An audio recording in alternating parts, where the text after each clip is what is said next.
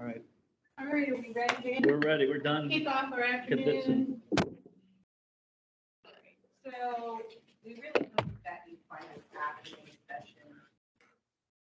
What? I thought I heard somebody laughing. But again, it's kind of up to you to engage, hopefully ask questions.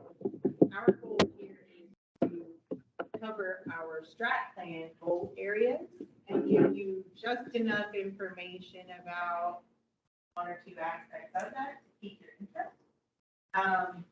And you may identify something that you want to hear more about at a future meeting. So if you remember back in 2019, we implemented our 5-year strategic plan, which will go through next year. When we did the helicopter? That was 10 years ago? Oh my God. Don't tell me that. That was 10 years ago with the helicopter. Mark would like to bring back the helicopter. That was cool. And you know, the whole strategic plan is a collaboration across the organization. Of course, that's our course of where we're going into the future. And so as part of that, just to reiterate what our mission is, that Loudon Water works to ensure a healthy environment and high quality of life through effective and sustainable management of resources entrusted to our care.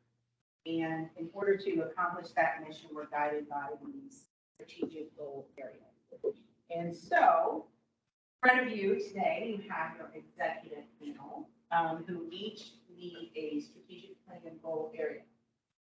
Unfortunately, Mike Beardsley, who is a lead on our goal area, is not able to be. So Mark is going to cover Mike's area as well. So we will start with, okay, so just to set the stage here, each one of them is going to speak about their goal area. We'll open it up for questions.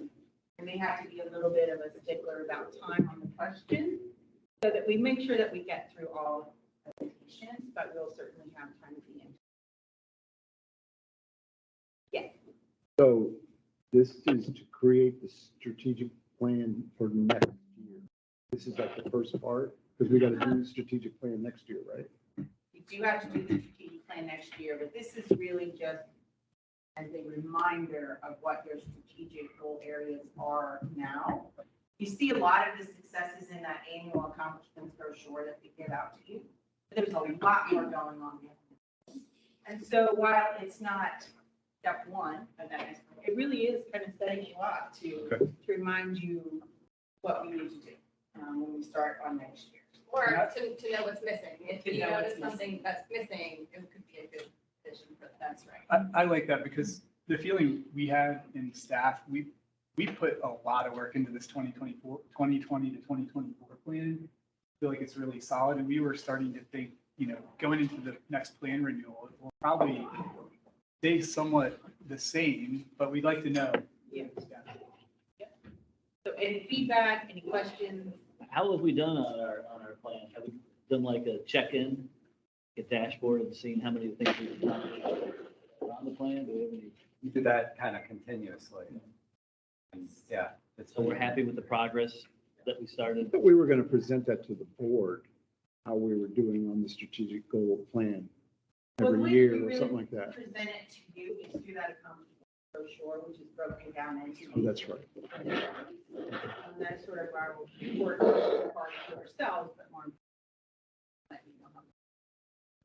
So with that, we're going to start with our exemplary workforce goal area. And the purpose of that goal area is to create a dynamic environment with a commitment to learning, development, advancement, safety, trust, and respect. And so Tom Chunta, our Managing Director of General Services, who is also responsible for fleet, safety and risk, field service, fleet, say that? Yep, that's twice. Facilities. Tom has a hodgepodge of responsibilities. Nobody else wants to Say say that. So Tom's going to give you a little tidbit under the exemplary workforce Yeah, absolutely. Well, thanks for having me today. I also looked at the agenda and realized that we are between you and happy hour. So I promise you, I'll do my 5 minutes and move on. But certainly, so the picture in front of you basically exemplifies our workforce. And I think Alton mentioned it in his presentation a little bit earlier. You know, I certainly believe that we have a first-rate workforce here at Loudon Water and continue to strive to do better. Everywhere between our entry-level employees all the way through the executive staff, you know, our intention is to keep the strategic plan moving forward. And so we're all rowing the boat in the same direction. You know, one of the things, I don't know where this quote came from, but I heard some sports references this morning is, you know, it's not all about the X's and the O's, but it's more about the Jimmy's, Joe's, and I'll throw James in there. I don't think that was part of the original, but to be correct. But it is true. I think it's important to continue to get your staff engaged and certainly involved with the strategic plan. And I think they've done a marvelous job. They show up for work and do what we've asked them to do and more. And I think that the executive group here, since I've joined the organization, you know, I think one of the things that's different here than it is other places, they are open to different ideas. It's not simply present something and shut down. We're too afraid to present something that's kind of not your place. It's a collaborative work environment here at Loudon Water, and I certainly appreciate that. So in front of you is just a word cloud of some of the things that come through our strategic plan: development and advancement, culture, retention, certainly all imperative operations as part of the exemplary workforce. There are several different actions within the strategic plan exemplary workforce, and that is attract and retain talent. Certainly over the pandemic, it's been a challenge, I think, not only with us, but other organizations to retain folks. I think anymore that the history now is that folks aren't going to stay at the same place for a long period of time. I think it's, you know, over the younger group, I think at least 10 jobs throughout their career, whereas, you know, some of us a little more senior, not necessarily the case. Learning organizational development and succession planning has been big this year. I'm going to focus on that a little bit later to give you an idea of what we've done from that perspective. As mentioned, productive staff engagement. Foster work-life balance, you know, with the pandemic certainly has brought challenges, and we've learned from those. I think now, probably more than ever, we can truly say we foster work-life balance with the ability to telecommute on a regular basis. Some folks have the capability to do that, but about half our workforce does not. So we appreciate the fact that they show up and they keep the water flowing, and certainly we appreciate that. And the last piece of the action area, for example, workforce is the safe and ethical behavior. And I'm proud to say, based on the reports that we typically provide to you at the quarterly retreat or quarterly board meetings, that in fact, you know, we do things in a safe manner and certainly ethical as well. So this diagram in front of you really just kind of exhibits the employees. It shows ultimately the impact that it has on the organization. And the balls around, so you've got exceptional operations, sound financial positioning, community engagement, water resource, and infrastructure. I'm going to be presented by the rest of the group up here today. But again, as mentioned, our employees have a vital responsibility within that to keep this moving forward. So the big thing here to talk about was succession planning. I know this was part of, I think, one of Carla's original goals when she was hired in 2018, when she took over the GM role. So this certainly was important to us as well, because it was important to Carla. So ultimately, you know, we provided and have started a succession plan going back almost about 2 years, I would say, is kind of when we really got engaged with this. And it was a collaboration across the organization between human resources, learning, organization development, the general manager's office, and also the directors. So it identifies qualified future leaders. And one of the things that we're kind of seeing now as some of the original guard that was here, you know, has now retired or soon to be retired. We have roughly about 5% of our current employees that can retire with full benefits at any given time, and about another 5% that can retire with reduced benefits. So the importance of the succession planning is to making sure is that if those folks roll out or it's a lottery, we have someone that can hop right in moving forward. It also creates a structure for training and development. This past year and a half, we've really started engaging with career paths for individuals. Some of the things we've heard from our exit interviews is that we're really not providing, they felt like we weren't providing a career path for them or stepping stones to get to you know, what they hope is their future employment. But we've really tried to take a step back and work on levels all the way up through the director level. So I think this has been good for the organization. I think it's been helpful. The feedback we received from employees has been good, and we'll continue to go in that direction to make sure that we have those for all of our different work areas. It also helps the organization plan for the future, as mentioned. You know, if we have somebody retiring, leaving, we look at critical positions, and we feel pretty confident at this point that we have enough succession plan now where someone can pick up the ball and move it forward in the future if someone were to roll out today, tomorrow, or the next 3 years or so. And I will say that ultimately, what we want to make sure is we identify the institutional knowledge that has been gained by some of those folks that are retiring or have been in the organization for quite some time.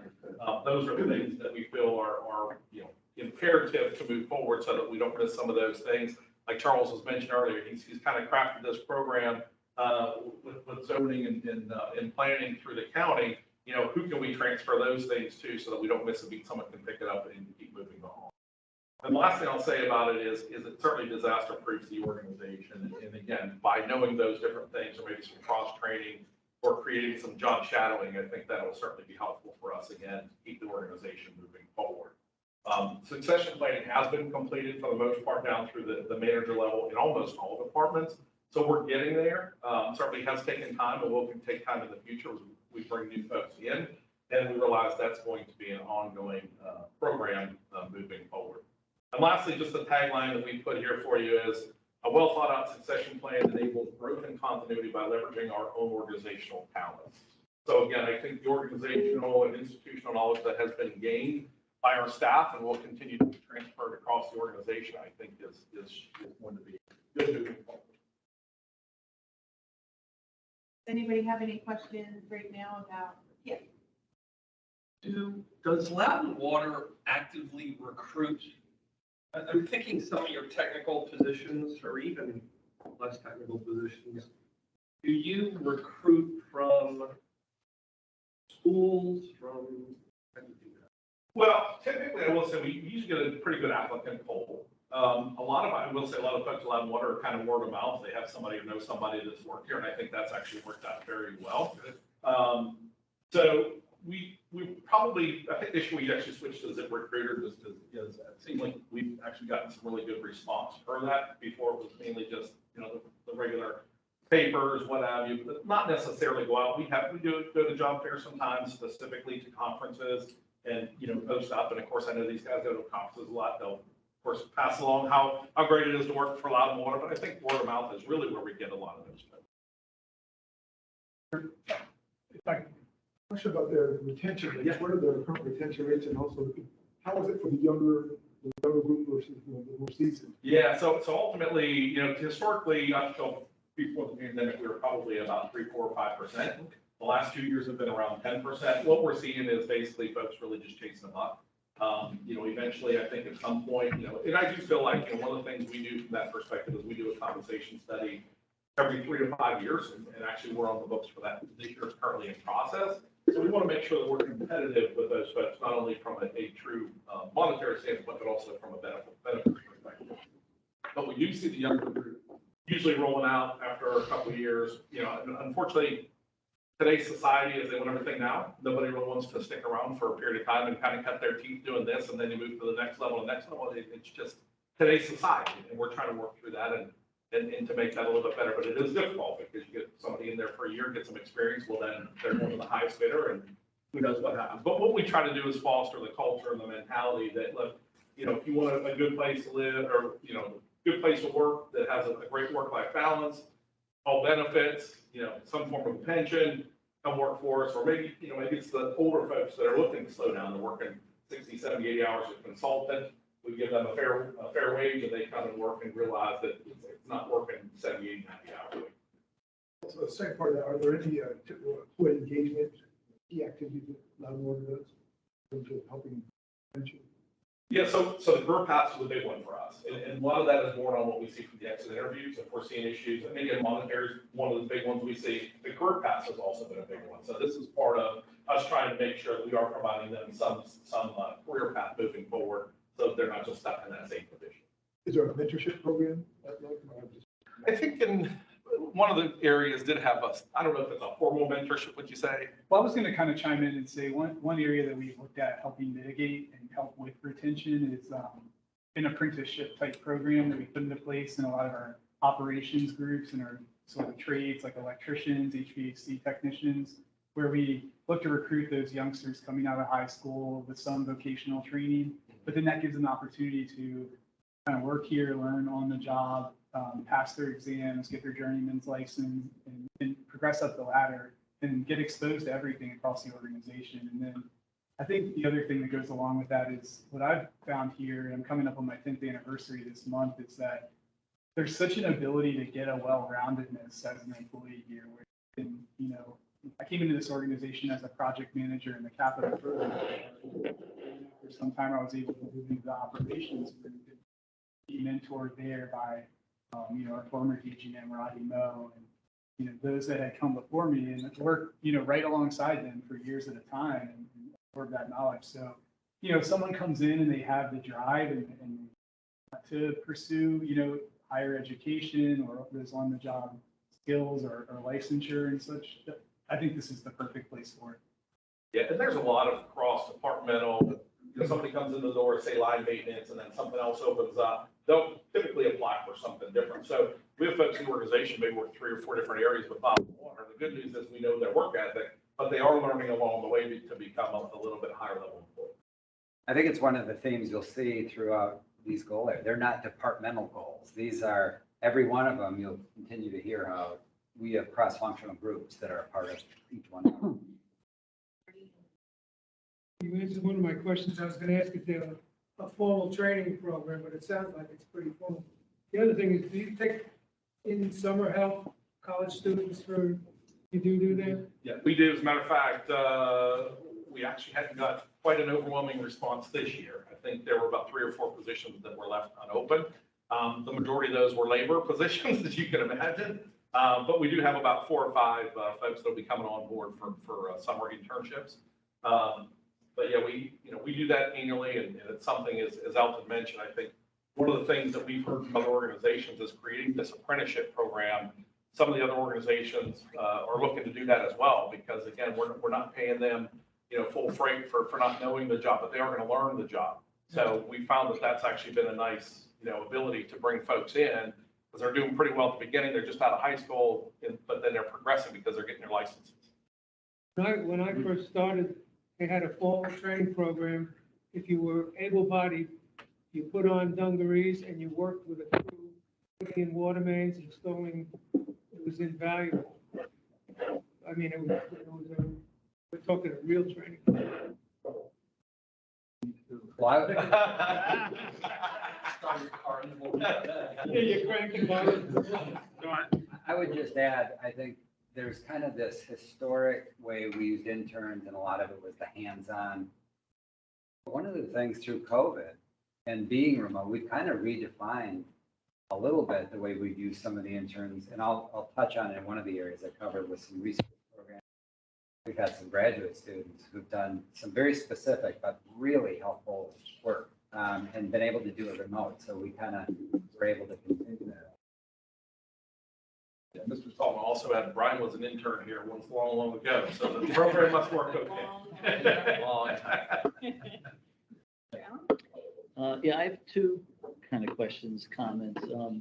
The first is, you know, we're looking at our executive team here. Have they had any leadership testing or leadership assessments done? I know there's what, Vic? There's a couple. Other than by me every day. Everybody has shortages, and everybody, when you're stepping into a leadership role that you have, you could dissect each one of these 5 people and find out there's areas that they need to improve on. Are we doing anything, this group of people at this higher level, to try to set them up for success for the next level? In other words, analyzing, you know, their weaknesses and areas of improvement so they can work on those before they ascend to another role? I would say yes, and I would say that was a big factor in what the DGMs in particular are working on now, which are career portfolios. So what we've done is take the core competencies of the GM job, and they've kind of evaluated themselves they've evaluated each other, and I've evaluated them. So we do know that there are areas, you're right, can be great. What's really good about this executive team we have is that they all can then feed off each other. So if financial management, which it is a key competency of the GM job to serve district, they don't all have a finance background, but they do have Brian who does, so they're working together, and that collaboration is the work we're doing on that. From an outside perspective, no, that it's an internal one. Well, I would recommend or suggest maybe at some point having somebody else take a dive into, I mean, I know Brian knows finance and Alton knows engineering, but what about, the leadership skills that, it's just a comment, a thought I throw out there. And then the other thing, we were talking about personnel. Do we have any, diversity, equity, inclusion built into anything that Loudoun does? I know as the county gets more and more diverse, it'd be nice to make sure that our workforce and our board and everybody is trying to at least keep up with the diversity that's included. Do we have any efforts underway? We haven't formally undertaken anything at this point, but certainly open. Sure. Those are mine. So sitting here for many, many years, I've noticed that not this level, not the low level, but the intermediate guys seem to be disappearing very quickly. Seems like everybody that I've been dealing with are now gone. And I just want to know what we're doing to make sure that that doesn't keep happening, because we've trained some really good people here and they're just leaving. And I know there's the COVID thing and they get more money, but I mean, you got to do something. I do feel like, some of those that you mentioned is really just upward mobility. And I think For that's upward mobility. Oh, yeah. I think that's the Oh, yeah, main that's thing. a blessing. And I can tell you because I came from the county before and it was, you were at a level, that was kind of where you were. There was nothing beyond it. I think that's kind of the way they feel. If somebody's occupying a manager role and there's not a manager role, then really, if their intention is to find a manager role, they're going to leave the organization. And that's tough because ultimately not everybody can be a manager. So how do we kind of manage that piece of it internally so that we keep the people? And I do feel like from the perspective of monetarily, we do okay, but I do think there's a lot of times it's chasing a title that we just don't currently have available. Okay, so I do you have think? one I'm real sorry, quick. go ahead. I love the apprenticeship thing. I think that's fantastic. It seems like a lot of organizations, you get folks that have gone through the university and they come there and they go, look, I've been learning for 4 years how to do this job. And you go, I appreciate that. We do the job differently here than you, whoever professor, whatever program you went through, and you need time to learn our way of doing it. And they go, I've been doing this for 4 years. I need to make money. I'm ready to go. And there's a little bit of a rub there. I like the idea of being able to take somebody right out of high school where the expectations are low and say, we're gonna nurture you and bring you up in our way of doing business here. And then that gives us the confidence that they know we do it. And we like the way we do it. And we want to keep doing it the way we do it and so forth. I think that's a great thing. And it's a cheap way of doing it. Hiring people's expensive, recruiters are expensive, all that. So I think that's great. And then I like the succession stuff. I think that's good too. Bob Toll hired Doug Yearley as an assistant 30 years before he became CEO. And he was just doing a little this and a little that, this and a little that. And it was a very long process, but it was through that, there was sort of vetting, there was just the whole thing. And it was a good, slow, and everybody knew too. We knew decades before he became CEO. It was like, this is the plan. But it was a smooth transition. And that's really hard in organizations when you change top leadership. It's always difficult. Nobody's ever the same as the last guy, no matter how good they are. It's always difficult. So I think that's great. I know you want to go on. Okay, you're the chair.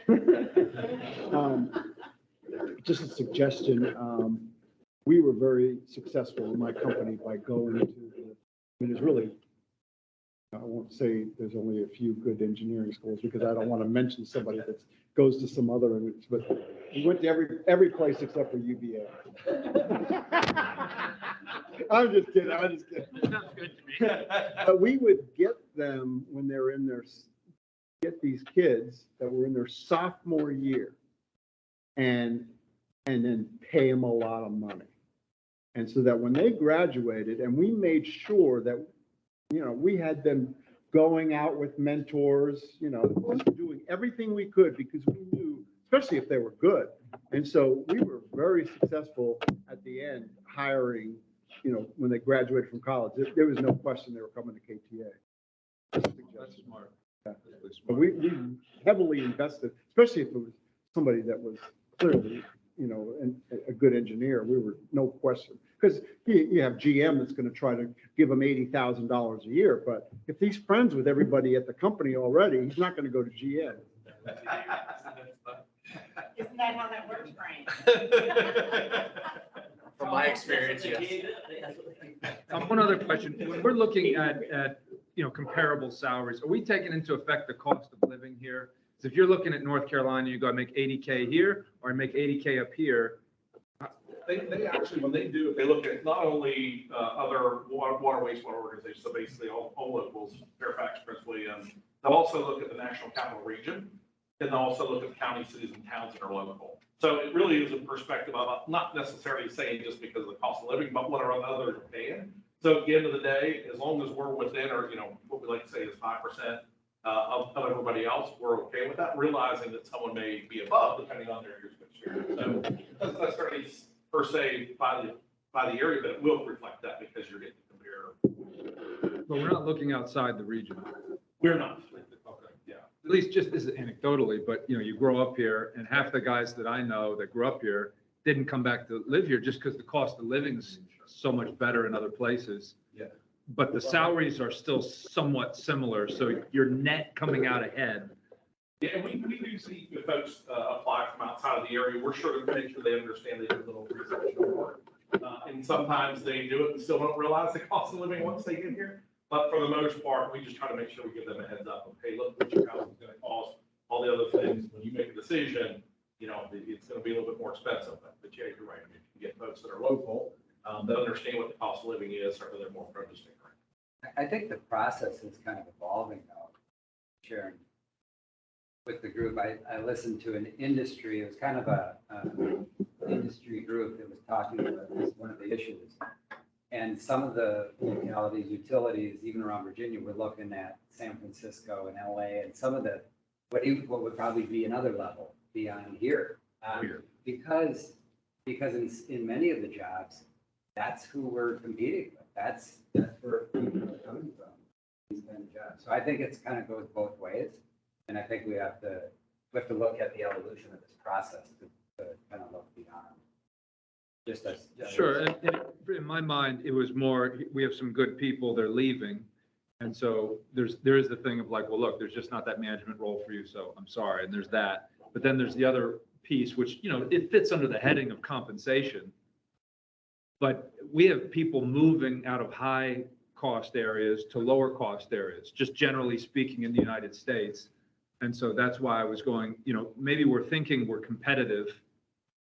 But if I go, I can move to Florida or Texas or here, and net come out $20,000 or $30,000 more a year, when maybe we need to be looking at things a little bit differently.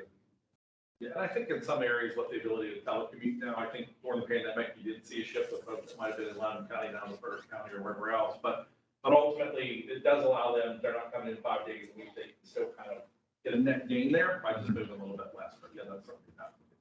We get encourage people who have to come to this, not have to come to the office. We're getting a lot of that, but I'm not interested. Even 2 days a week, I want to be full-time. Running to that. Not necessarily, and I do, I guess, just, seeing what's coming across the board, a lot of the folks that did go fully remote now are no longer fully remote. Right. And a lot of those people are not thrilled with it. And we've been really careful about that because our concern was if we specifically say, you've got to come in more than two days a week, even though you're asking them to come 3, that's more than they're coming in today, and we may lose those people. So we've not engaged, we've not engaged a fully 100% remote position. But that kind of came up during the pandemic as well. Can we hire people from outside of the area? And we feel like our culture is so different that we really need to be, for people to be in the office to some extent to understand and be part of the organization. No more questions. You can write your questions down. We'll address them after. What's behind door number? You can send them in. Okay, so our next strategic goal area presented by Finn, our GM of Operations and Engineering, is sustainable infrastructure. Drive efficiency by proactively managing our infrastructure for generations to come. Thank you. I'm probably going to pick up where Tom left off here because this area is pretty near and dear to me. So I mentioned earlier, I came into the organization in engineering where I was managing some of our capital projects and all this new infrastructure that's pouring into this organization. But, some years ago, I did shift over and work with Roddy closely in operations. And at that time, he had tasked me with helping upstart this asset management department within operations and maintenance. And it's something that we had been doing sort of as a side job by other staff members for a number of years before that. But we really knew that we needed to get an effort behind it to help unify all of these groups across the company so that we could look at this transition between bringing all of this new capital infrastructure on board and really managing that as efficiently as possible.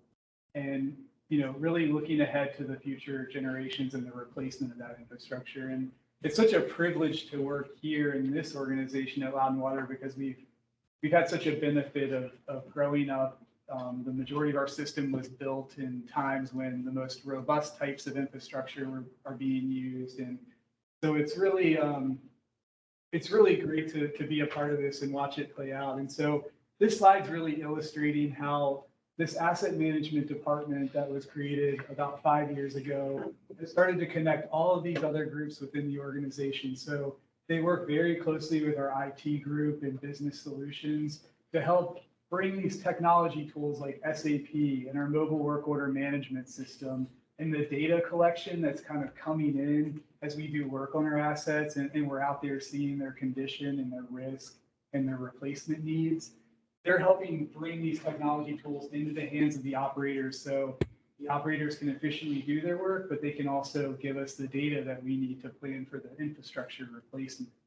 I've highlighted here customer service. So even our customer service team and our messaging out to our customers is geared towards how can a customer affect asset management and the integrity of our system over time. You can kind of see a little pamphlet there that we've developed with our sewer lateral guidance for customers as one example of how we're engaging with the community to help support sustainable infrastructure. On the right-hand side here, you can see the team out working with the operations, maintenance, and engineering crews. So to the top, you can see folks out in some of the vertical facilities doing risk assessments on some of the equipment. Towards the middle, I've kind of highlighted, we've instituted this valve exercising program. So we have these valve exercising machines that we go out and, open and close valves to make sure they're in working condition. This piece of machinery, it counts the number of turns, the torque on the operating nut, and gives us some feedback. And this data feeds right into SAP through the work order. And it allows us to create these maps of where our risky valves are, where the replacement needs are. So that's one way in which basically asset management here has bridged the gap between IT and these technology tools and the tools that are being used in the field. So I'm going to hit on two of the sub-goal areas here for sustainable infrastructure. And one is the development of this robust infrastructure management program. So what I was saying earlier, we are afforded the fact that those that came before us here put into place, really principled design guidelines for our new facilities that come into the system. Very robust materials. So our approved materials list goes through vetting. We have an internal committee that meets regularly to make sure any materials that we're speccing in our system, if they're not performing well, we take those off the list. If new products have come to market that are superior, those are being added into the approved materials list. So kind of highlighted here, this gasketed PVC pipe that we use for our sewer. That's been in our specification since the 80s, and it's very, very robust. It's meant for pressure water systems, but we're using it for gravity sewer. And this is expected to last, 100 years before it needs a replacement. The third little box there, the third and fourth kind of go together. We do this astounding job of records management. So we actually own our record drawing program and bringing our new equipment into our system. We have a consultant on board that actually prepares the record drawings, surveys the lines as they're installed. And that's led us to have this extremely robust GIS system where we know virtually every pipe, its age, its material, its condition. And so that really feeds into our ability to do, the second key area I wanted to focus on today is this risk-based R&R planning. Because of all of those tools in place, we're able to really easily manipulate this data. So here on the left, you can kind of see the water map on the top and the sewer map on the bottom. And we really know where that risky pipe is. And then that has led to this long-range R&R plan curve, which I know you've seen in a couple of updates by Jessica Dezar at the Finance Committee over the last couple of years. We're able to project out what those replacement needs are going to be over the next few years. And so that really kind of brings me toward the end of my discussion. I'd love to have your questions, but I just wanted to kind of point out that this initiative is really sustained by what I call a culture of asset management. And that's where I feel much like safety in this organization. It's while, yes, we have a department that propagates it, it's really a culture in every work group. And I think the same has taken shape here with asset management. I assume all the drawings that we have coming from our consulting engineers are all CAD or whatever. It's all, Now, do they, when the contractor makes changes, who updates the drawings to include the changes and mistakes that were on the drawings? The architect or the engineer? And then they provide you with the updated drawings at the end? Okay, good. that's digitized and it's brought. Okay. But it's not the contractor that updates the drawings, it's the engineer. The asset management program is great. Obviously, finance committees had more in-depth look at it, but all this stuff is fantastic. Really good.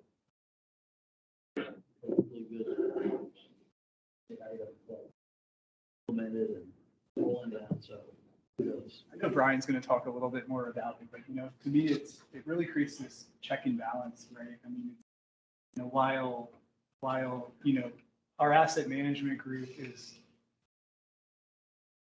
really the ones that have kind of started to prepare these replacement curves, whether it's linear infrastructure or vertical infrastructure. But we work hand in hand with Brian and his team so they can review it and align our plans in the 5-year plan and be really working out well. I think it's an incredible database. It's unbelievable. I mean, I can't imagine there's that many other utilities in the country that have that kind of access to their system, the data, to all the, unbelievable. Yeah, it's like I said earlier, it's just a joy to be part of an organization where we've had it figured out for a while, and it feels like all the pieces are falling right into place. When we first implemented SAP and we're kind of merging our GIS system and the mobile work order management platform, of course it took a little time to work the kinks out of that, but now we've entered this phase where we can create these dashboards in-house and spin them up very quickly, and we're not relying on any third-party contractors. And it's all about this internal team, really. We're not having to rely heavily on consultants. It's the people who know, kind of doing the work, spinning up the dashboards, trying to see what decisions can be made from, making changes on the fly. It's incredible. Yes. Comment there, question. First comment is, please, engineering, pretty nice and sandbox. The finance guy. To see the 100-year plan. Come later. Yeah. Any surprises or lessons learned? This implemented this money. Things I didn't know, kind of. one for me personally, and Brian and I talk about this all the time, it's with our wholesale agreements, is really the continued collaboration with BC primarily, but the others, Fairfax. And understanding, as we contribute to their replacement projects over time, how they're working in comparison with ours and really matching that up.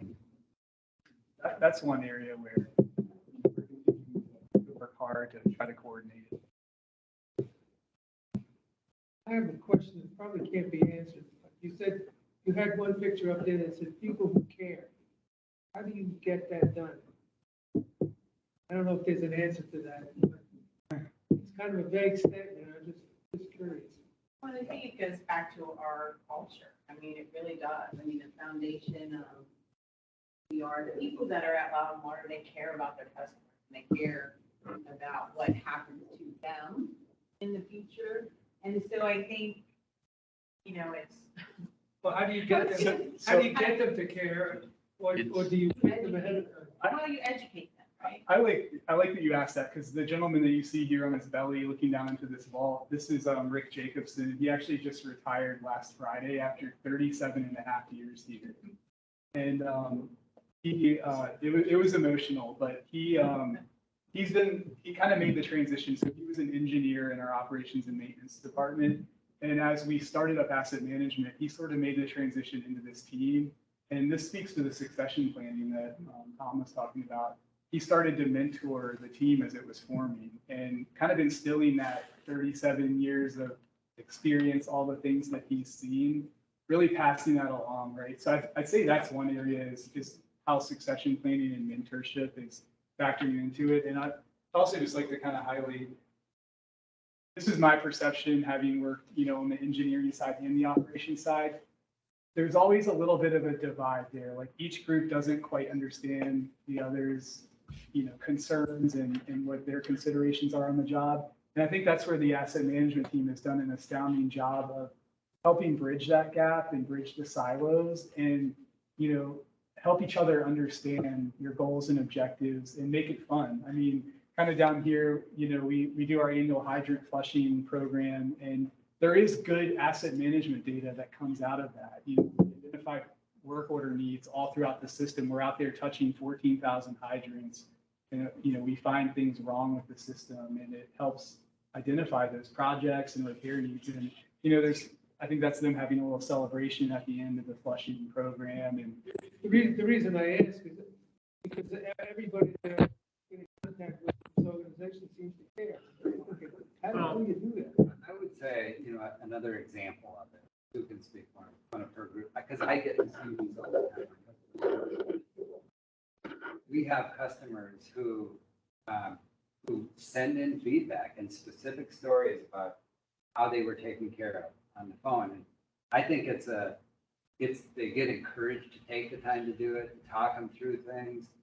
And then these are shared with that group all the time. And I get to read them too. And I think it's just like a pride, and all of a sudden it builds on each other, and the field service crew are kind of a part of that group too. And we've seen some stuff complimented from customers, how much time our people are taking with them and not stopping the conversation or working with them until something's taken care of, and just feeds on each other.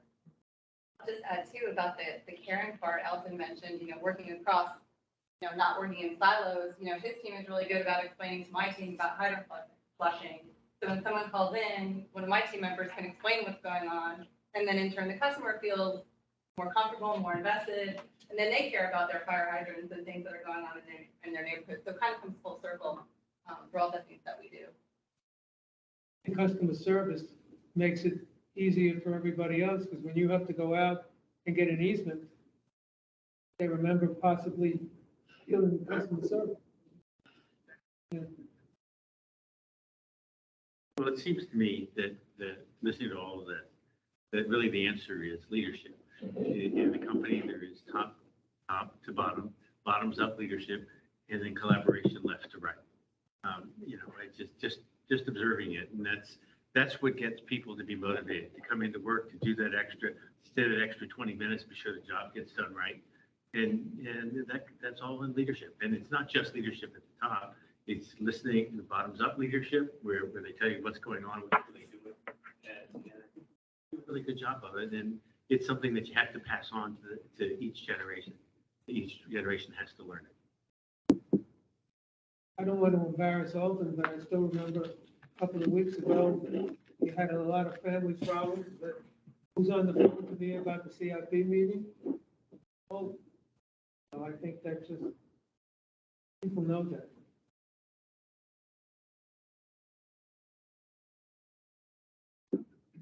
Great. Next. Let's move on to Mike Beardsley. exceptional operations. Oh, Mike, you look fantastic. If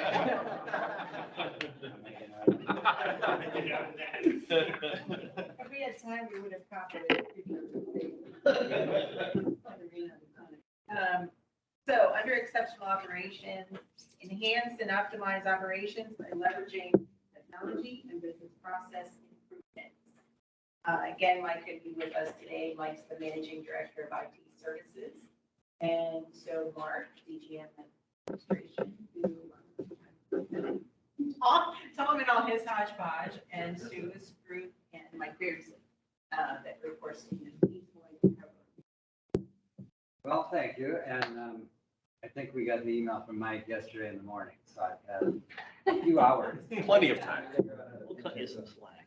I'm gonna follow the notes a little bit more. But I would say, one of the things you're seeing is there is kind of an order to these goal areas, and they start to feed on each other. When Alton was just talking about the infrastructure, this goal area is getting into our process, the operations in terms of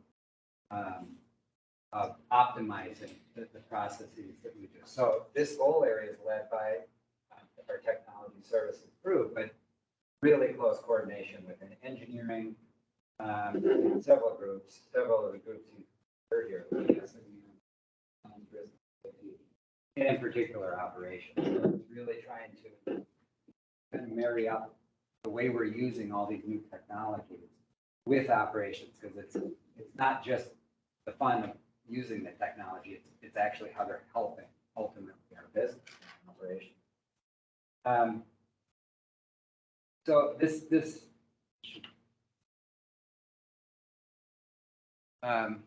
that's kind of covering. These are kind of these core areas that are all working in collaboration.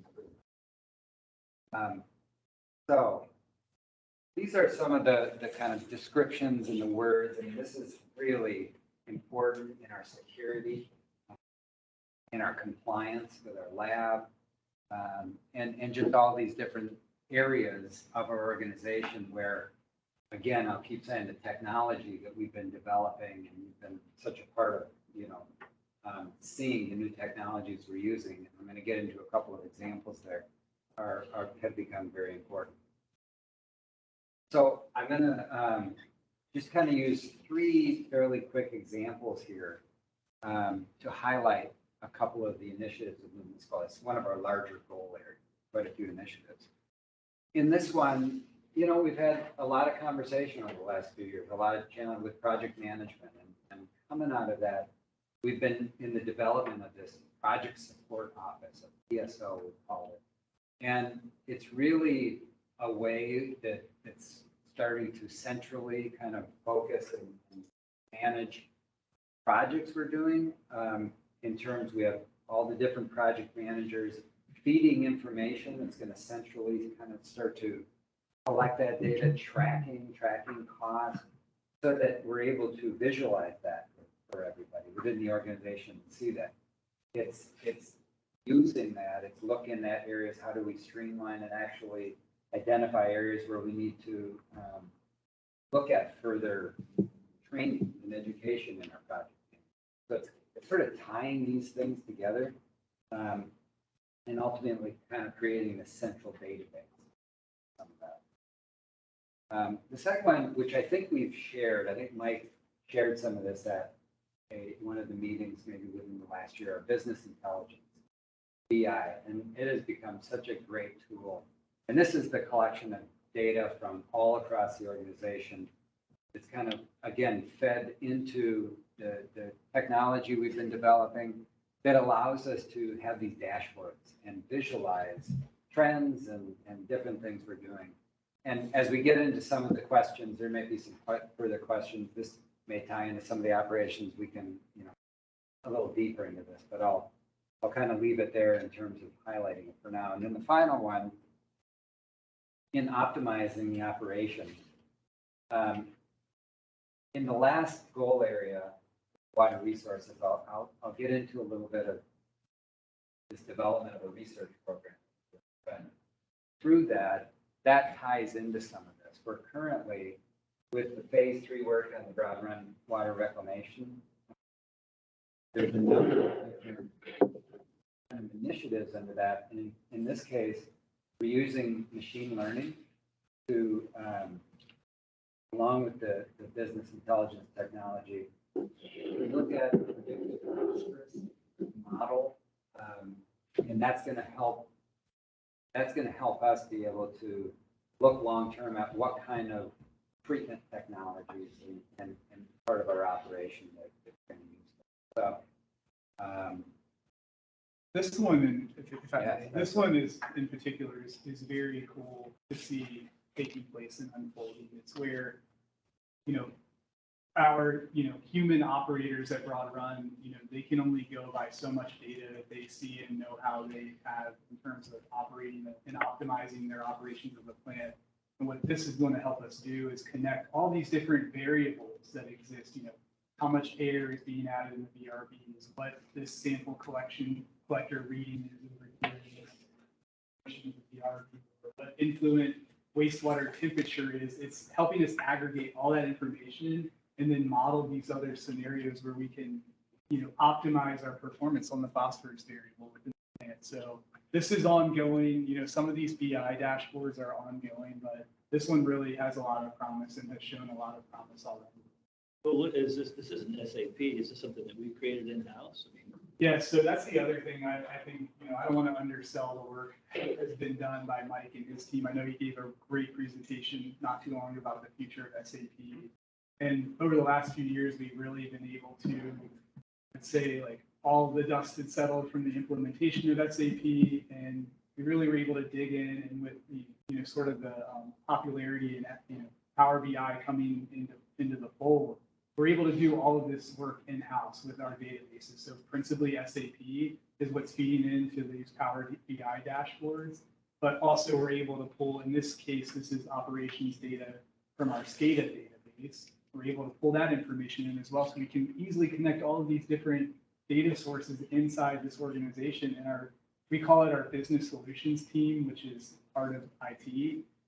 Those staff members are in-house and they're able to build these dashboards and make changes within a day's time. So it's incredible. It's exciting.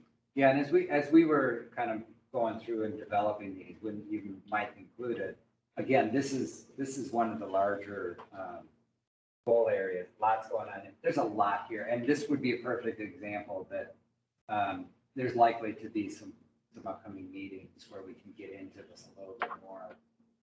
Assume this pique some interest, and there's just a lot happening around here.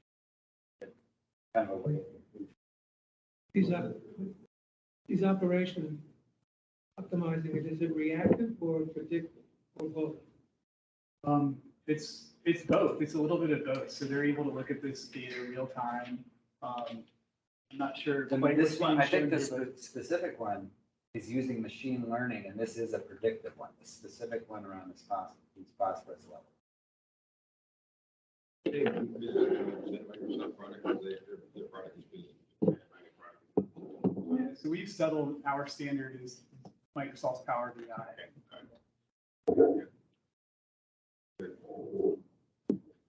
Sharing data, taking source data from, say, Fairfax, or data coming in externally into, assuming this is a data warehouse or data mart, which you're going into. Are there other sources or key sources you can speak of? Data coming from outside, just allowing one. You're kind of referencing like Fairfax Water, like Yeah, Department of Utility other information. utilities or other agencies. I think to an extent, I mean, we do share some data points with Fairfax Water, and of course, those data points are able to be pulled in.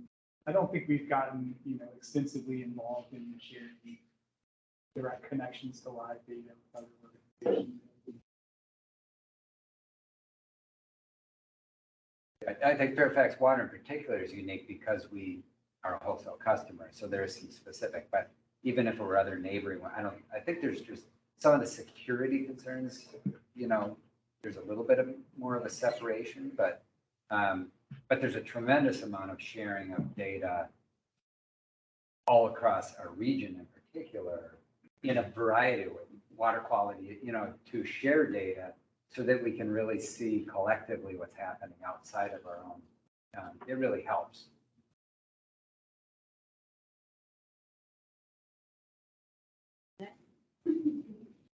Here comes the easy one when you have plenty of money. Revenues are high, expenses are low. We'll just move on to. Headline, green one. ERCs are ahead of. Yeah, and we're scheduled to not get there, but, December, 5,000 ERCs came in. And it's special. No, Don't need a financial, committee meeting this month. The way you guys are spending money. I don't need to say anything. Half of 160 million.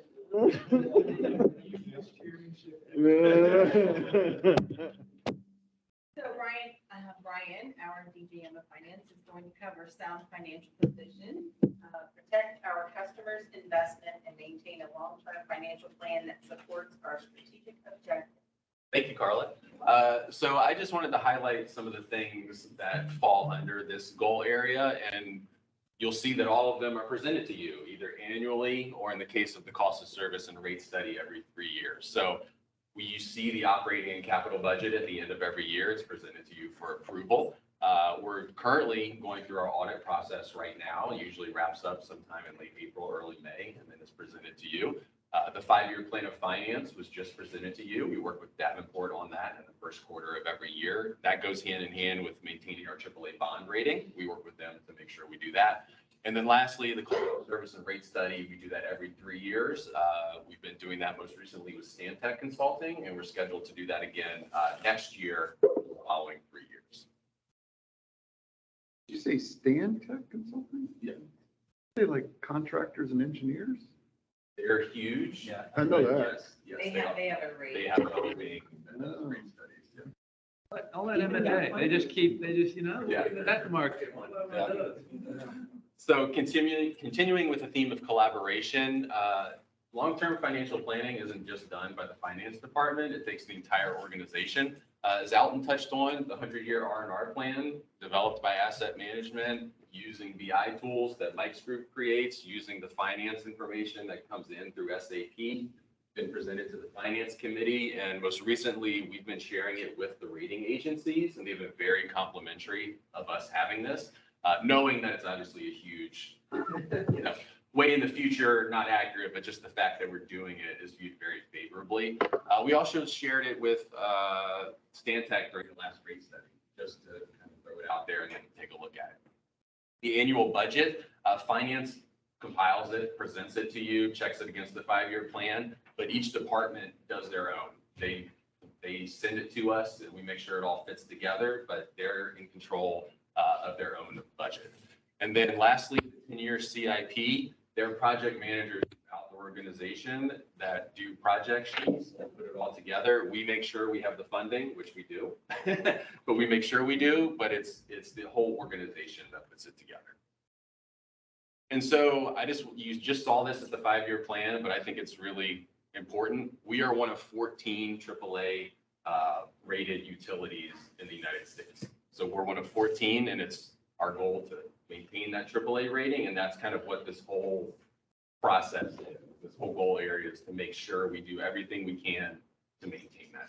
So I just want to understand this. The reason why we're AAA rated is because of the CIP committee or because of the finance? Throwing you a softball. Golly. It's a combination. Both? That sounds like a close session. Collaboration. Hey, baby.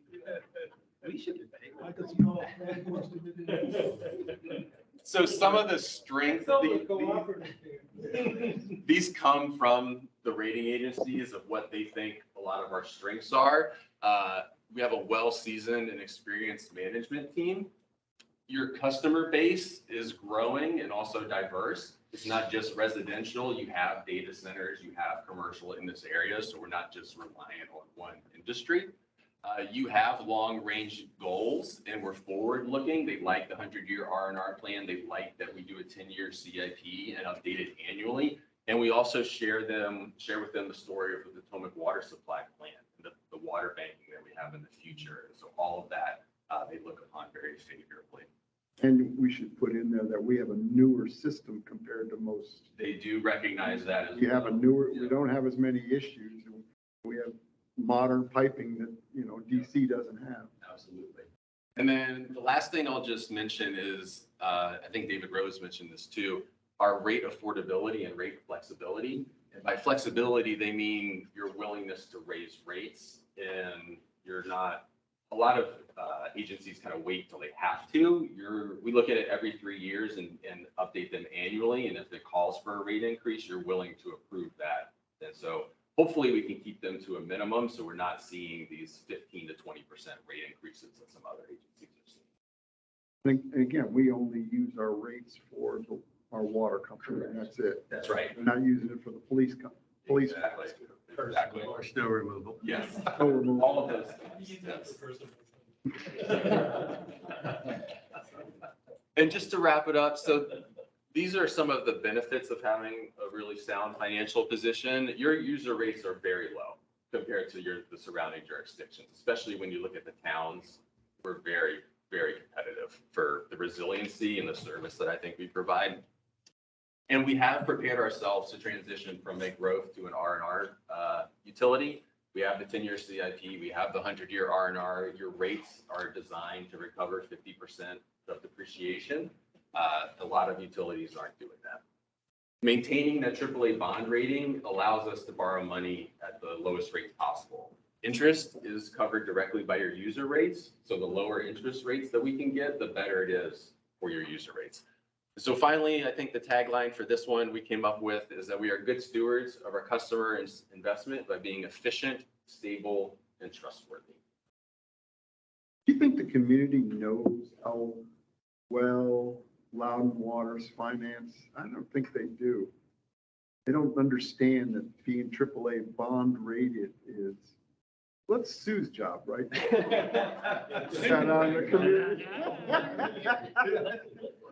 Yeah, I know it's a great thing, but I don't think the community understands that.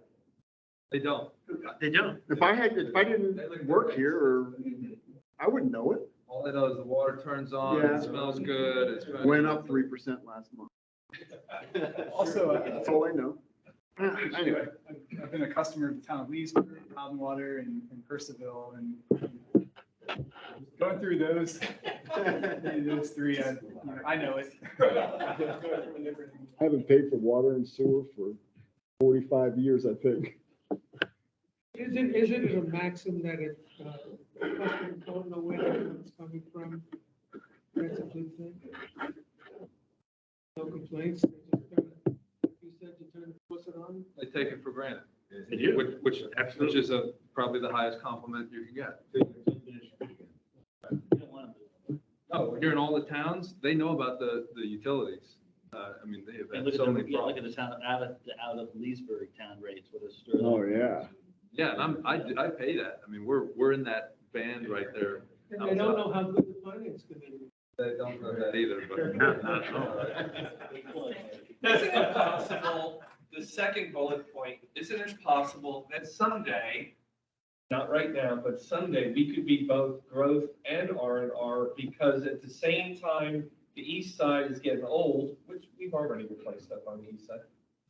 If we ever went out west, you could have western growth and eastern R&R. I mean, that It's true. it probably is going to happen at some point. Yeah, Or certainly by small systems, yeah, I mean, one piece at a time. don't. I think it's smart that we're planning We can expand. to transition from growth, even though I don't think that'll ever fully happen. But I think it's smart to do so, because that's normally when all your ERCs dry up. And it's like, oh man, we don't have the revenue we used to, and now we got problems, and now we got to increase rates, and blah, blah, blah, blah. So I think it's smart that we're at least thinking about it. That was the issue at one time.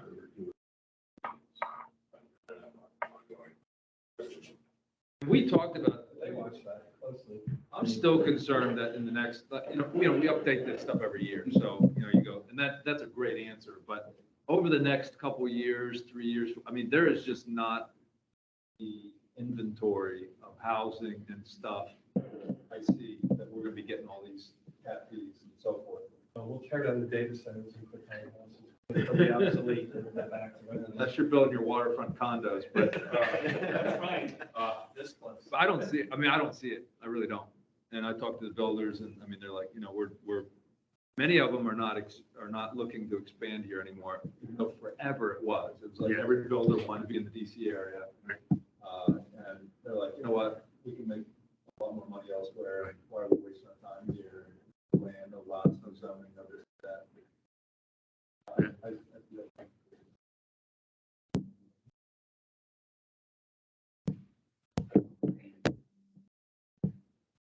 You know, easy to finance one.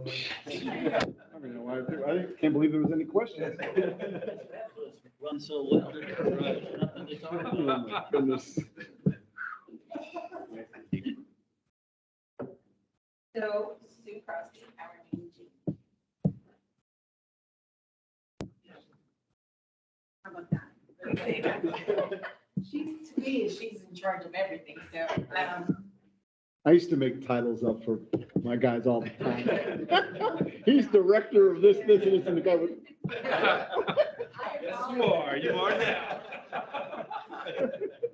I would just call her my right hand. Sue is going to cover active community engagement, cultivate and develop relationships to build support, understanding. Thank you, Carla. Well, this goal area is essentially led by the communications department, but that's really not fair to say at all because it really spans the entire organization. Business development, customer service, field service, engineering, water operations, water quality. Our team really interacts with every facet of the organization every single day. This is just a snapshot of some of us out in the community doing what we do best. But there's several reasons why active community engagement is a vital piece of our business. And number one is customer satisfaction.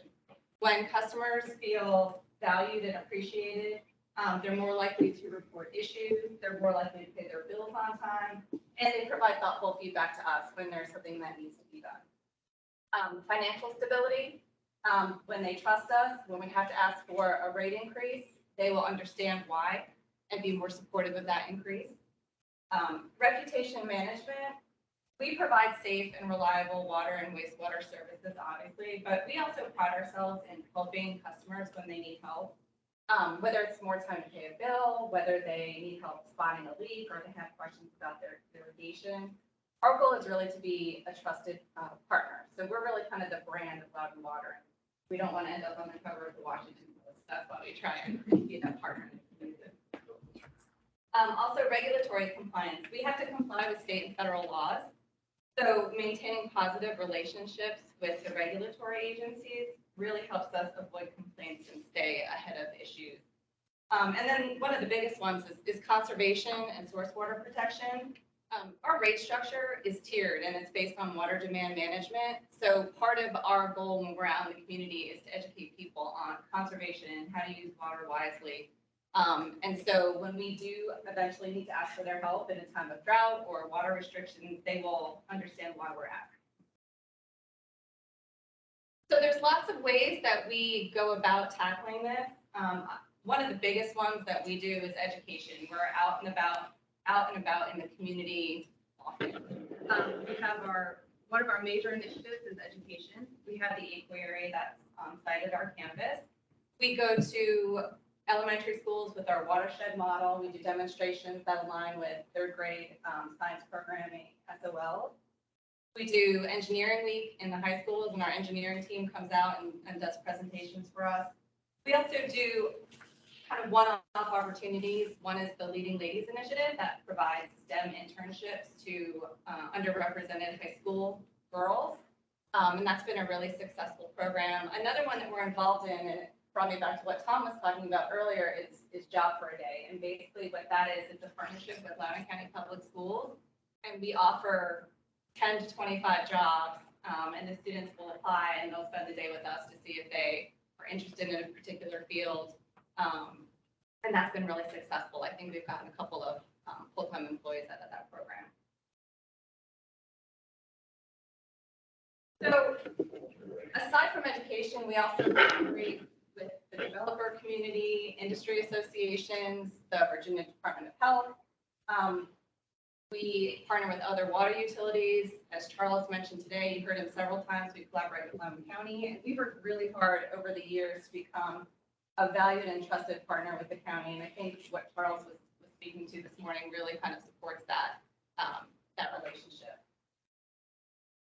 So partnerships help us gain credibility by working with like-minded associations and organizations to tackle and resolve and solve industry-wide issues. And one of those partnerships that we participate in is through Metropolitan Washington Council of Government Community Engagement Campaign. And that group is really a collaboration of the regional water utilities, Fairfax, Prince William, DC Water, American Water. And that partnership focuses on waste integrate outreach and education with broader water resource efforts in the region. And it first came into existence because they were messaging about wise water use in times of drought. And their goal and their area of expertise has really expanded over the years. And now they do the Protect Your Pipe campaign, which is a regional campaign about how customers can protect their plumbing from asphalt and grease, prescription medication, even educating them on how to prevent frozen pipes. They also raise awareness about being winter salt smart, explaining to residents not to oversalt their sidewalks or roadways, and Mark will talk about a little bit about that in his water resources report. But the CEC, we also work together to spread these messages on social media, and our website and their website, and then the regional utilities that we work with. So this is kind of, I guess, an easy couple of bullets to say why it's important. Reputation as leaders among our peers. We want to make sure that Loudoun Water is looked at as we know what we're doing. We are the best and the brightest in the industry, and it's a privilege to work and collaborate with us. Secondly, gain stakeholders' trust. Attract the best and brightest to work at Loudoun Water, and it paves the way for future successes on other initiatives. And then the tagline we kind of developed here was, we care about our community, the work we do, and those we serve. And that's just a really short snapshot. There's a lot of work that goes into this. Like I said, it's not just the communications team, it is the entire organization that does this every single day. Are you in charge of team building within the organization?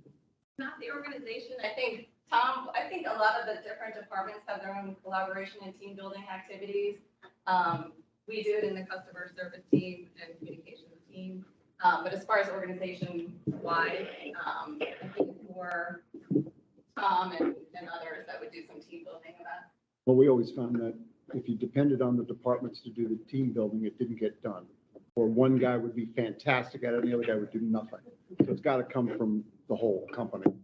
The second thing is do you guys contact the different homeschooling groups in the area? Because Loudoun County is, huge. We do. We have, in fact, okay. We've had 10 apiary tours over the past, I think, 10 weeks. One every week has been a homeschool. Okay. And didn't we approve some money to upgrade the aquarium? Is that coming up sometime? We did. So what we did was we have money, it's called our educational program budget kind of line item.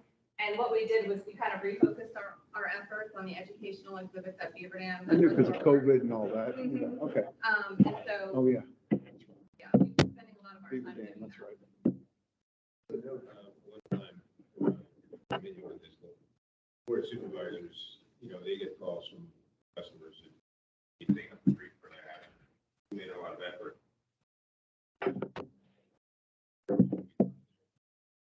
We do. We want to make sure that they never get caught off guard with a phone call. So anytime that there's a project that might disrupt a roadway, somebody's driveway, if there's going to be loud noises, we make sure to reach out to them first so they know. And kind of a two-way street, they'll call us back and say, you know, has this changed or, so that line of communication. One of the ways we've done that is in all the projects, the project managers usually kind of keep a project sheet, like a snapshot, keep it updated.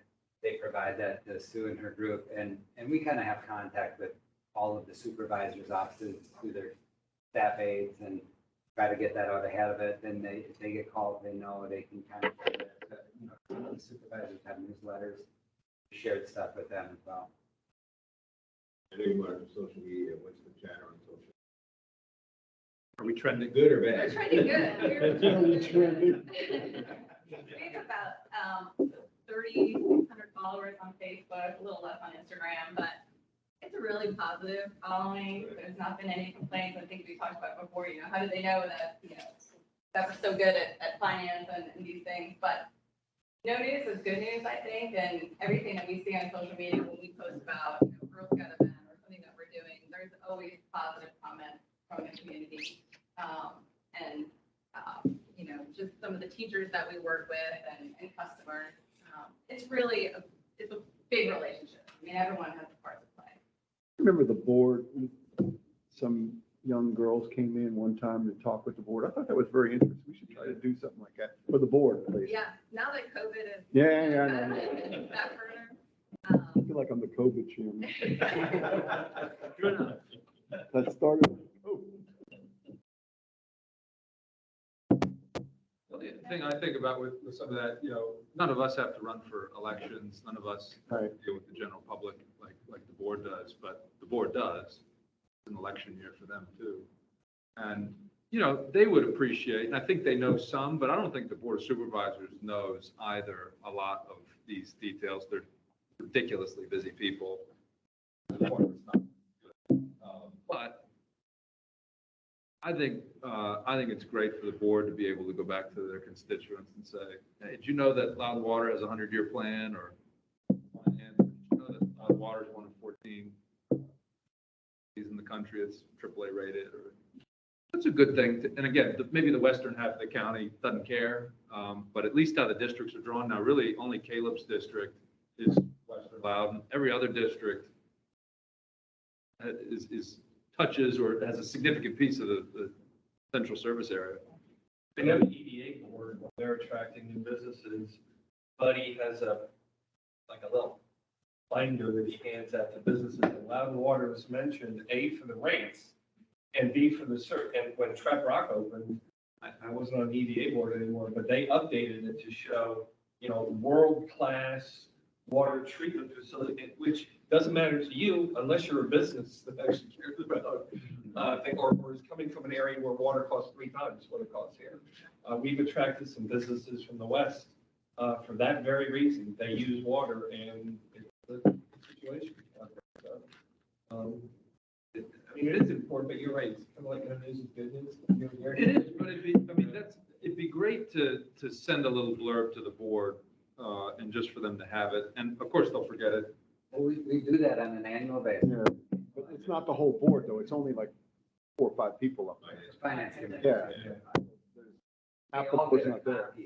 You all get a copy of the materials, which are highlighting much of what you just said, the AAA rating, those general kind of Yeah, I think it's great.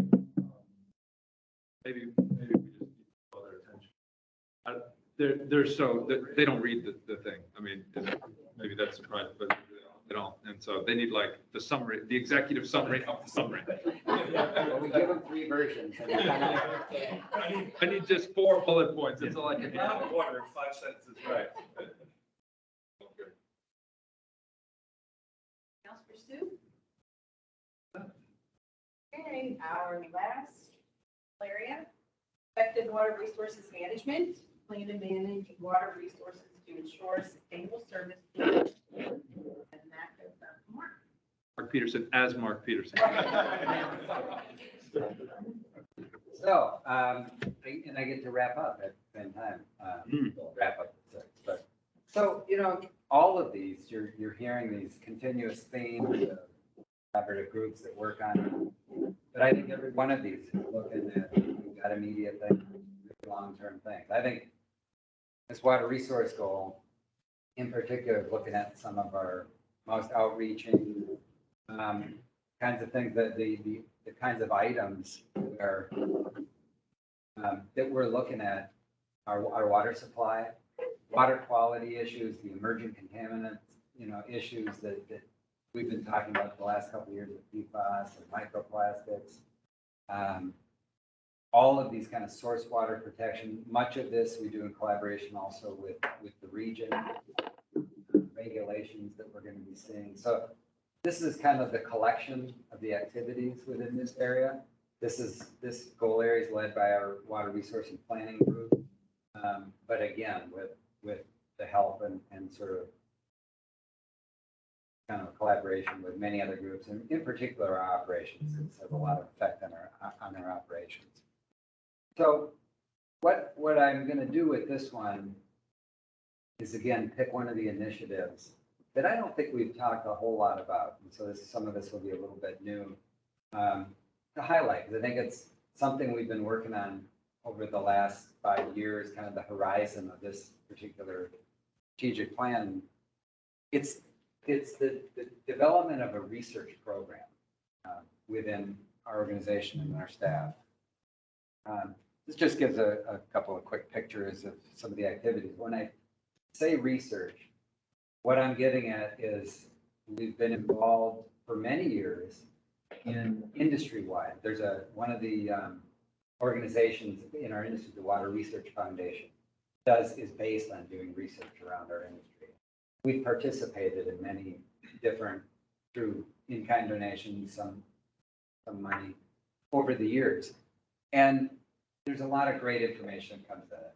We're also doing many pilot studies where we're actually, I think there's a couple pictures on here of some things where small scale pilots, some very specific operational kinds of activities that's testing out some things for us. That middle picture, Mark, Which one? middle one. Looks like a congressional hearing. Oh, that's actually a meeting that I'll talk a little bit about here. Do something similar to that now. So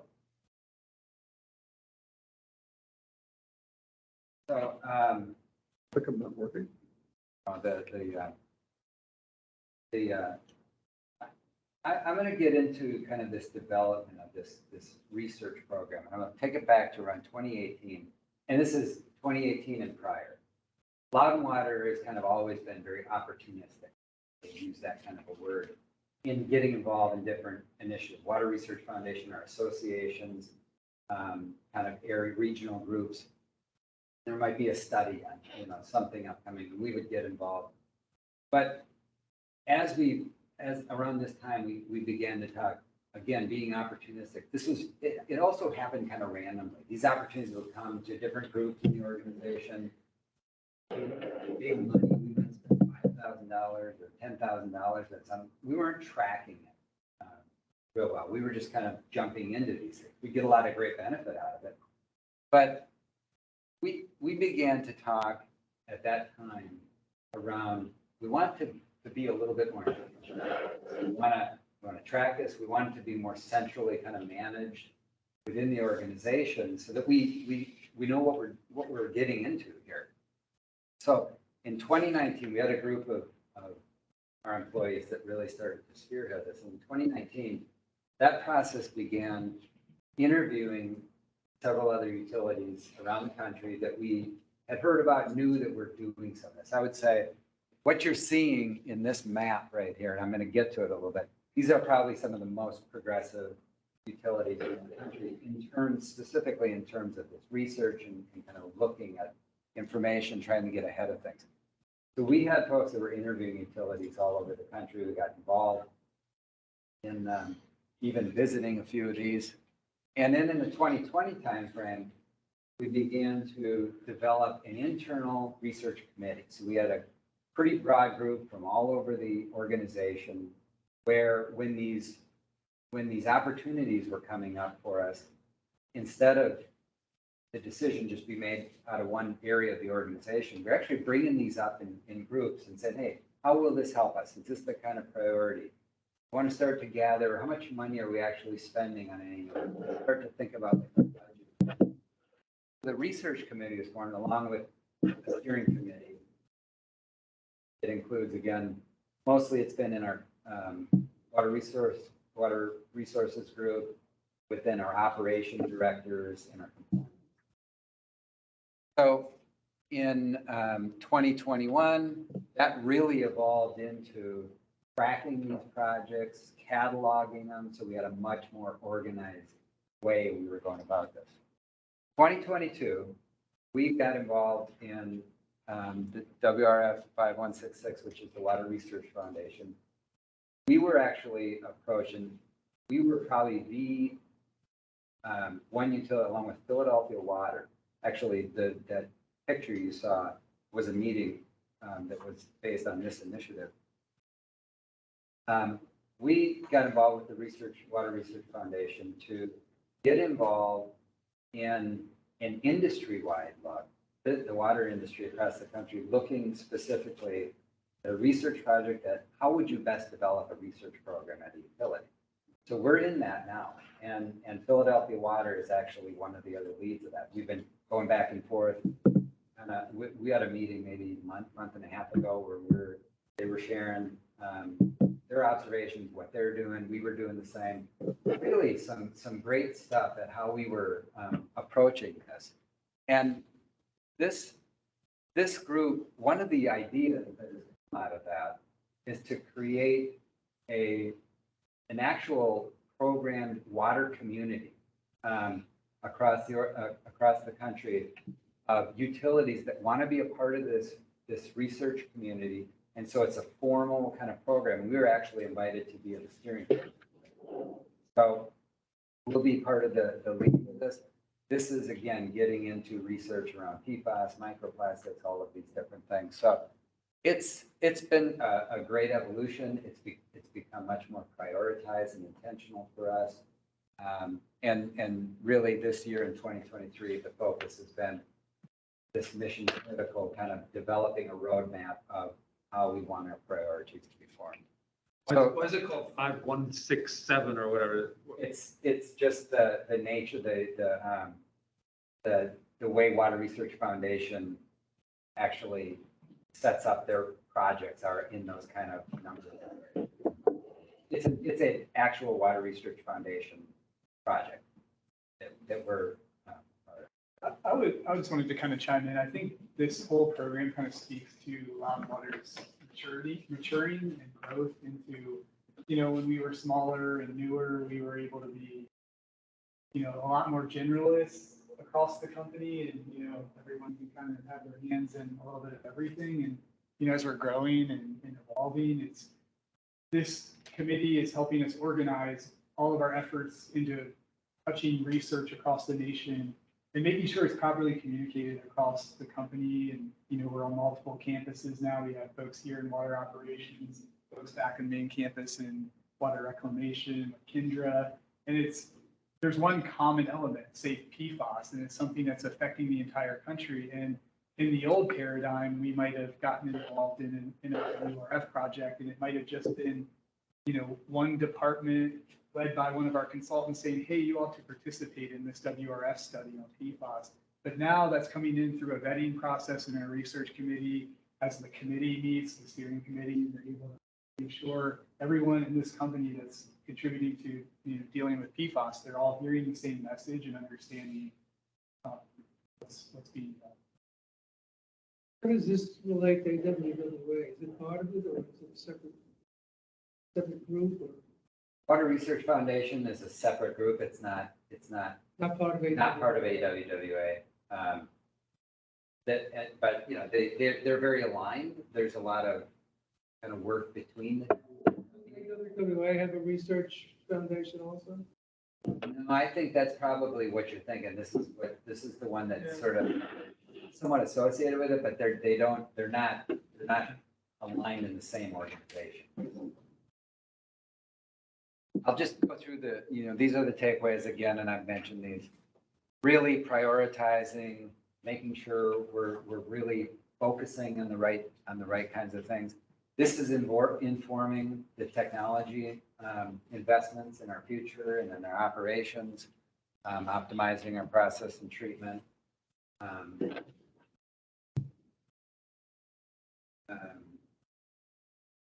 And then, again, these water quality issues, we've been talking about these and really trying to understand these external kinds of influences that are coming at us, regulations, climate change.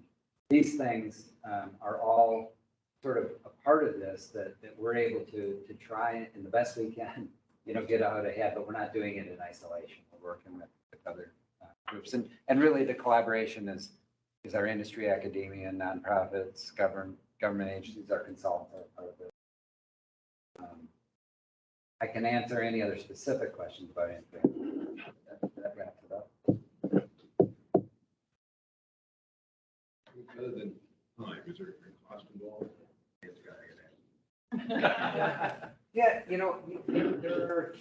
Yeah, there's a combination with this stuff, and I'll separate. There's some piloting programs that have some costs associated with the actual research. These can range anything from, sometimes we call it, an in-kind donation where we spend some time working with them. We might have a $5,000 contribution. I think the water research cover at 5166, I think that one felt more important to us. We're part of the lead. I think that one may be at 30,000. So the numbers we're talking about from the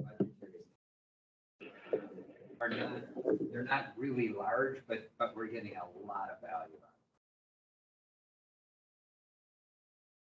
of it. Yeah, I still am not comfortable with the land application of PFAS. I know we're not. I know I'm not alone in that, but I also appreciated what you all said, Kendra, and it's like, well, this is the best we've got for now. But I appreciate that. I really do. So we have that tension, but I like the research because you go, okay, well, we're doing what we can at the moment, but this is not the long-term solution. There needs to be better ways to address these things. And we're not just waiting. Which I appreciate very much. And we're not doing it in isolation. This research committee has connected us with studies, and we're contributing to it along with many of our peers and to get to the common goal. Yeah, which I think is fantastic. The more I've learned about growing food, and we've got some great farmers here in Loudoun County, they all point back to the health of the soil. Doesn't matter if you've got great seeds. It doesn't matter if you don't spray your plants with poison. If your soil lacks nutrients and all of these other things, minerals and the little micro bugs that go through the whole thing, like your vegetables, everything you're growing lacks the nutritional value that you want it to have. And so I'd love for there to be some technology, and I'm sure people are working on it. I know they are. So commending you as well that I like that we're involved in sort of the cutting edge stuff. And of course, the reason people don't get involved in cutting edge stuff is because it's uncertain. Maybe you end up wasting some time. Maybe you end up wasting some money. From one person's perspective, I go, waste the time, waste the money. It's worth pursuing. That's my perspective. We feel here there's an efficiency where we can make a small contribution to a greater cause, and it really works out. I think that's great. I like that we're doing that. Well, eventually it brings you a little closer to the solution. Exactly. It might just be in bits and pieces, but eventually you wake up and say, hey, did it.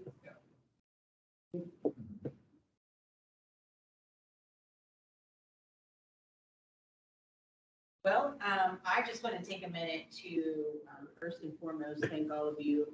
It's a long day, but yeah, get in a setting where more informal, it's open, we can have discussions. And I also want to thank this team, including Mike Beardsley, because they did the work. They did the work. They have the ability to take ideas and make something happen from them. Even though I didn't get my spin the wheel at this retreat, that's a whole other thing. But they did the work and they did a fantastic job, all while doing everything else that they have to do. So I want to thank them. So, let's see, our next appointment is happy hour or social hour. At. You don't have to be happy. It's up to you. We do it first Virginia Bank. At Tuskegee and Leesburg, we're in the log cabin. So when you're ready. I'll be there, unless anyone has anything else to. I just like to second what you said. This was an excellent presentation. Excellent day.